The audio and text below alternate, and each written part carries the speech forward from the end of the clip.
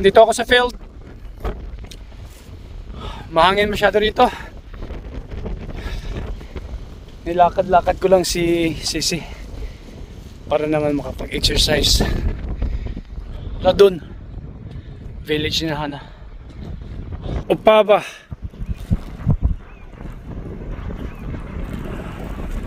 Maraming beses ko na itong naipakita sa inyo, pero hindi ako magsasawang i-share siya at i-share ng i-share kasi napakaganda talaga. Mula dito sa aking kinaroonan, makita mo yung village. Ganda, di ba? Super ang ganda. Okay, Sisi, Pochem. Sisi, may aso. Ika, may aso. Tali mo na kita. Okay. May aso kasi. May makasalubong kaming aso. Nilalagay ko kagad sa tali. Kasi mamaya ay akala niya friendly yung ibang aso. Hindi pala. Kasi ito si friendly ito sa mga aso. Nilalapitan niya kaagad. Hindi natin alam baka paglapit niya sa malaking aso dadakmain kagad siya. Ang liit niya pa naman. Yan. Ayan o. Laking aso. Makaka-relax ka talaga. Yung kita mo yung tanawin. Kita mo yung bahay mula sa kinaroonan mo. Ang city ng Opava. Tinali ko na siya. Nandito na kami sa loob ng village. So marami ng mga aso rito.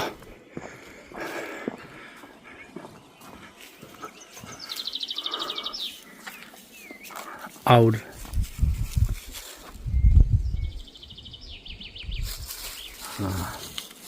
Si Sofia nasa kanyang swimming training.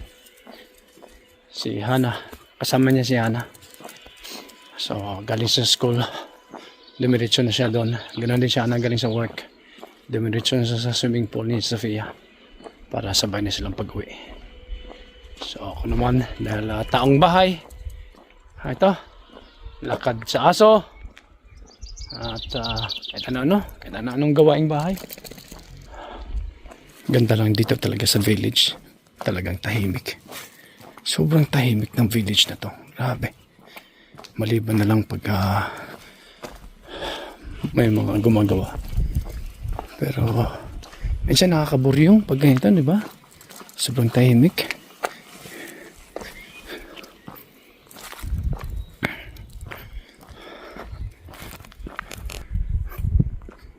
Kahit dito.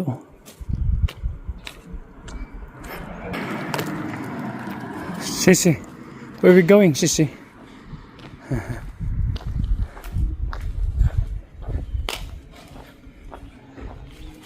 Oh, uwi na tayo, Sisi. Uwi na tayo. Ha? Uwi na.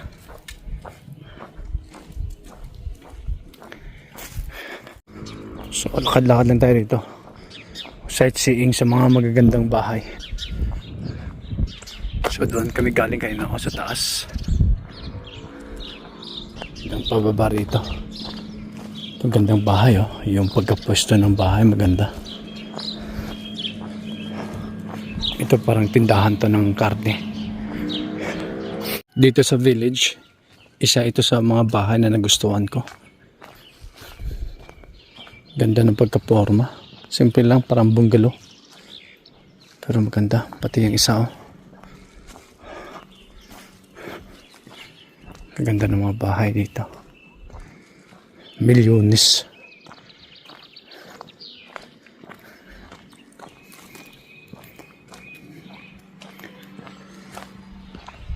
Itong bahay na to, pinsan ni Hana ang may-ari nito.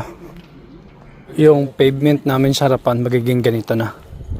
Lahat ng pavement sa buong village ginanito na nila. So parang ganito project ng village. Ganda, di ba? Okay, let's go, Sisi. Yan sila, nagtatrabaho pa sa harapan ng bahay. Yung mga nagtatrabaho sa pavement. So Pati ito, oh. Tatanggalin nila yan at papalitan. Mabilis silang magtrabaho.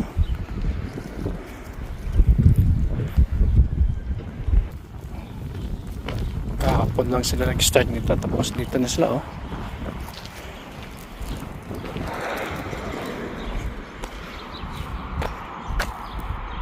Come on, let's go home, Sissy.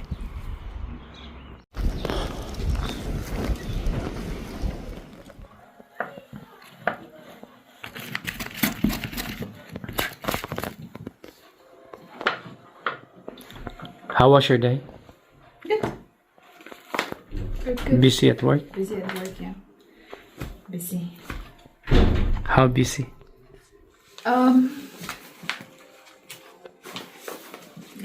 I still have a time to eat, still have a time to chat, still have time to go for shopping. That's nice, no? You have a really nice job. Oh, amazing job. Amazing. Like, But the job needs to be done. like, in England, the same like in England. Nice job, nice people around. Nice people around, yeah. Yeah. Same like, in England, same.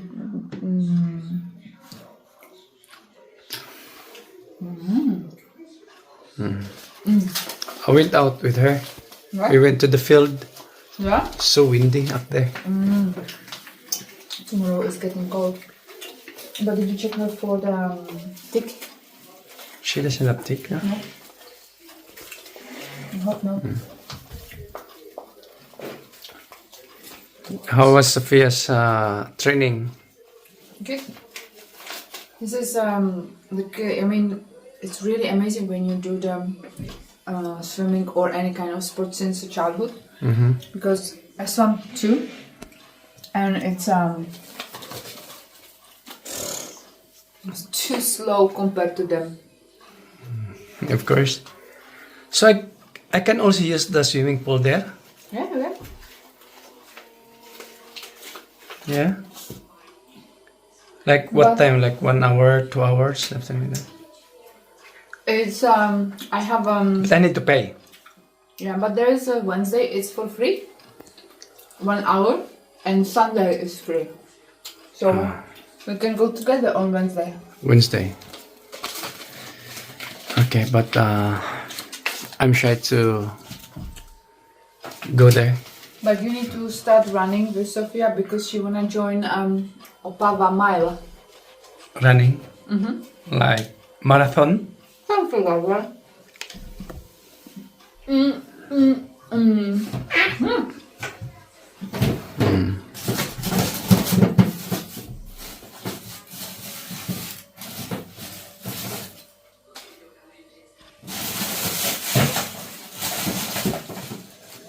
Good morning.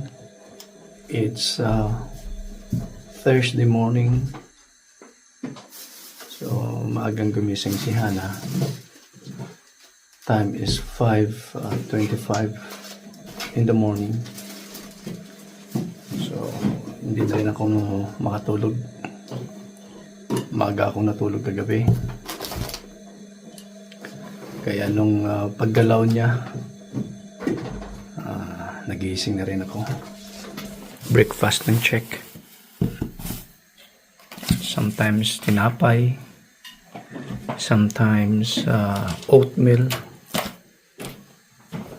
So, I think she will have tinapay or oatmeal. For me, Yeah. I'm gonna have oatmeal.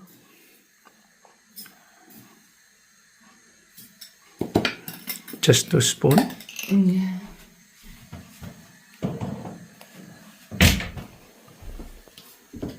So, lagyan niya lang ata ng tubig tapos i-microwave niya.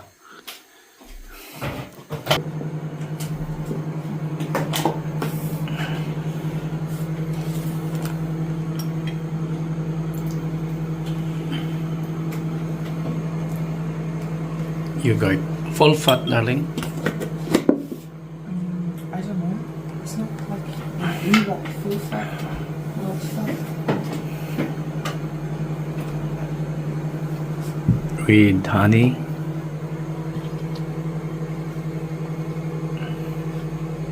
Napaka-healthy ng breakfast ni Darling ah. It's for Sophia. That one? Yeah. For Sophia? I thought that... Oh, yeah, yeah. So, in few minutes, gigising na rin si Sophia.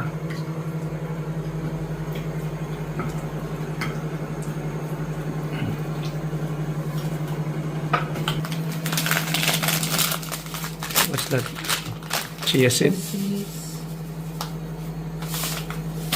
Yeah, chia seeds. Then what's that? That's linen seeds. Huh? Linen seeds. Linen seeds. Yeah. I know chia seeds, but I don't know what's this one. That's Linen. linen. Linen seeds. Yeah. So usually ito din breakfast ni Sophia or ito. And then she has some. This one. Overcook.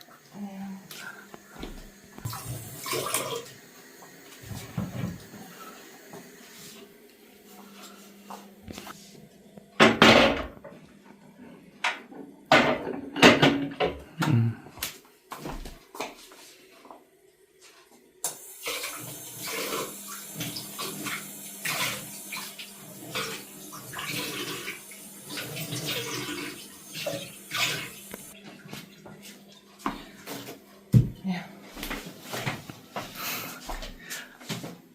Too little. That's all your breakfast, darling. Yung pinakuluan niya pala kung lulutuan niya ng pasta para sa kanyang lunch.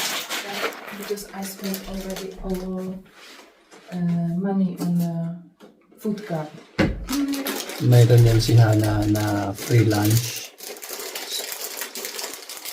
Nilalagay nila sa card, di ba? Kung yung dati yung voucher. Ngayon din ang voucher, card na. So nilalagay nila sa card. Parang pera, pero hindi mo siya pwedeng withdrawin na pera. So pwede mo siyang pambili ng pagkain. So ginagawa niya na hindi niya ginagastos yung card niya sa kanyang lunch. Iniipon niya. Pinang-grocery niya. She uses it for her grocery. Yeah. Smart ha? Smart move ha? So, ang ginagawa niya, nagbabaon siya ng kanyang lunch. Yan. Ganda rin dito sa Czech Republic, sa mga malaking kumpanya. Talagang may mga sila, may free lunch sila. Kahit sa Milan, meron siyang free lunch. Does Helen have also free lunch? Yeah. It's not free. It's a contribution. Contribution. But I have a really very good contribution. Yeah, so like how much the company give you a day? 160. 160 koron for your lunch. So just imagine, i-multiply mo yan sa 5 araw, Monday to Friday. Malaki yan yun, 160 koron. Kung ka na makaka-lunch ka na niya ng maayos. Kung hindi man, Is the graphical boys have this one? they did not mention to me. You should ask. So usually, pag hindi ka mapili sa lunch, yung 160 koron, okay na yan. Pero pag mapili ka, dadagdagan mo na lang. Siguro mga 40 koron more, or 60 more koron. Then you will have a sumptuous lunch. Usually, in my previous work, it was just contribution towards so it was not like a half, not 160, but I got, I don't know, maybe 50 korean. Sa mga European, hindi talaga mawawala yung butter.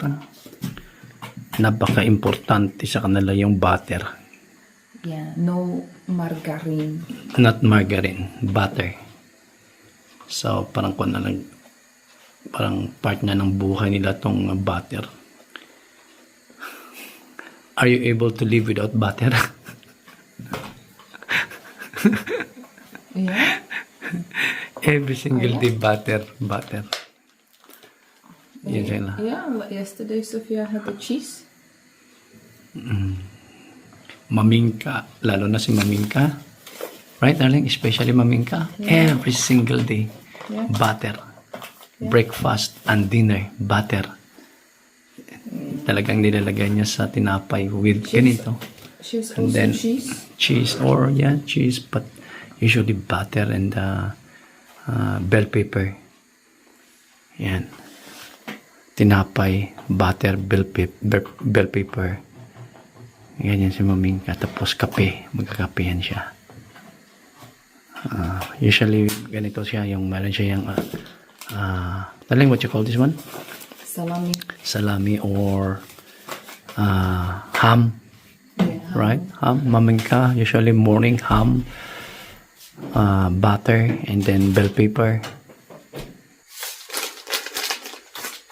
So the same chia seed, linen seed, honey, and oatmeal. Yung oatmeal ni Hana. Kanyan. Talagang yung oatmeal is free, Gluten free. gluten free. It's not free. It's just gluten free. Gluten free. Yan. Ako naman na warm water. Yeah, warm water lang yan.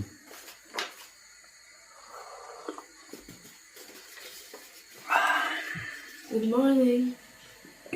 Magandang umaga po. Look at that. Just woke up. So, have breakfast now. So, time is 5:40. Wake up so early. Why did you wake up early? She usually wakes up at 6. I don't know. Mommy woke me up. Or Sissy woke you up. No, Mommy, she opened the door and she started playing with it's called, Humidifier? it's not a humidifier really. The machine I bought you? That's No, it's air cleaner. that's why. I thought a Humidifier. Humidifier humidifies the air. Yeah? Yeah, that's the one. It's for cleaning the air because Yeah. of your allergy. We bought you for cleaning the air inside your room. Yeah. But Mommy, she started playing with it instead of having the humidifier, and she opened the window, and all of a sudden, it was like, No, because it's raining, so it's good for the people who has allergy. It's raining, so the pollen the air is good. okay. Really? Yeah. And so if it rains, it reduces the allergy pollen. Yeah. It's not in the air anymore. Pollen allergy. Ganon gabing si Sophia. Ang lakas ng pollen allergy niya. Pinka, eat now. Okay, bye, I got you. Ito yung lunch ni Hana. Pasta tsaka pork mince. Kaliit naman, no? Okay na to sa'yo? Huh? This one can satisfy you? Yeah. Huh? Really? But with fruits. No, I have a dessert there.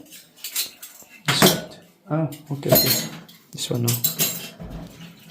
Ito yung dessert niya lang. Yogurt. Tsaka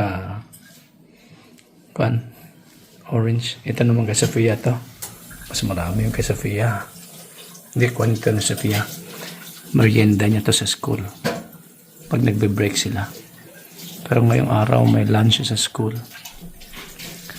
So, ang lunch niya sa school, nakakamura siya. Kasi 30 koron lang yung lunch niya sa school. Pero marami. Minsan nga daw hindi niya nauubos. 30 koron lang.